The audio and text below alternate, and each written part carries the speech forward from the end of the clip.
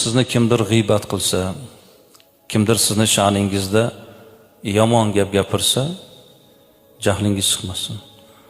O'sha chog'dagi holatingizga bir qarang, imtihon bu.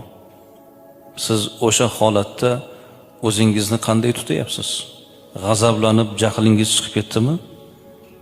O'shani nomiga yomon gaplarni gapirib yordingizmi?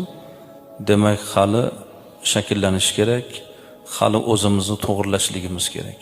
Kimdir bizga birov kelib, sizni falon joyda bir odam yomon gapirdi sha'ningizga, g'iybat qildi desa, darrov jahlimiz chiqib ketadi. Ana o'sha sizga imtihon. Demak, o'sha paytda siz qanday ahvolga tushyapsiz?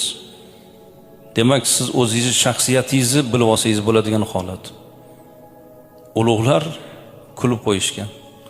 Odamlar bilmaydi, o'sha odam meni yaxshi tanar ekan deb qo'yishar ekan. Qarang.